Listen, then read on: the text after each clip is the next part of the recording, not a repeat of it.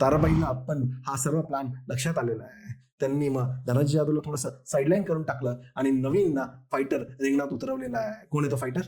त्या फायटरचं नाव आहे कान्होजी आंग्रे. हो, तेच कान्होजी आंग्रे जे आपले मराठ्यांचं ची नेव्ही पाहत होते. नेव्हीमध्ये ते एकदम एक्सपर्ट होते. आणि कान्होजी आंग्रे आता कोकणाच्या साईडनी पुण्याच्या जवळ आलेले आहेत. लोणावळ्याजवळ लोहगड आणि विसापूर हे किल्ले आहेत त्यांनी कॅप्चर केलेले आहेत. पुण्याच्या आसपास जाळपोळ सुरू केली आहे आणि आता परत एक आठवड्याचाच प्रश्न आहे की ते जाऊन अटॅक करणार आहेत शाहूवरती आणि त्यांना परत कैदेत घेणार आहेत. अशा वेळेला आता शाहू वाट पाहतायत की त्यांना कोण येऊन भेटेल. बालाजी विश्वनाथ येऊन भेटेल आणि तो परत म्हणेल मी तुम्हाला वाचू शकतो. पण बालाजी विश्वनाथ काही आलेला नाहीये त्यांना भेटायला. मग तात्पुरतं त्यांनी म्हटलं की मीच, माझा जो पेशवा आहे, त्यांचं त्यावेळी अष्टप्रधान मंडळ बनलं होतं आणि त्यांचा पेशवा होता मोरोपंत पिंगळे. त्यांना असं वाटलं की या मोरोपंत पिंगळे पेशवाला पाठवू आणि हा मला वाचवेल. तर मोरोपंत पिंगळेंना एक छोटीशी आर्मी घेऊन पाठवलेलं आहे लढण्यासाठी. कोणासोबत? कान्होजी आंग्रे सोबत. पण कान्होजी आंग्रे एक दिग्गज फायटर होते, इतके एक्सपिरियन्स फायटर होते.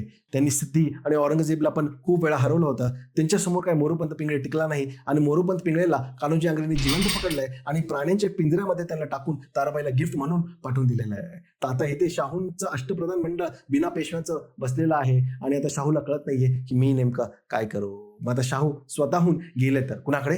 बालाजी विश्वनाथकडे गेलेले आहेत आणि त्यांना ते म्हणतायत अरे तू आला नाहीस मला भेटायला आणि मला वाचवायला, असं का? तर त्यावर बालाजी विश्वनाथ म्हणतात only one lunch is free. अर्थात एकदा जेवण फुकट असतं. इंग्रजीमध्ये म्हण आहे नो लंच इज फ्री. अर्थात कुठलं जेवण फुकट नसतं, तरी मी तुम्हाला एकदा जेवण फुकट दिलेलं आहे. पण आता मला मदतीच्या बदले भरपूर साऱ्या गोष्टी हव्या आहेत. शाहूंकडे दुसरा कुठला ऑप्शन नव्हता. ते बालाजी विश्वनाथला विचारतात बोल तुला काय हवं आहे.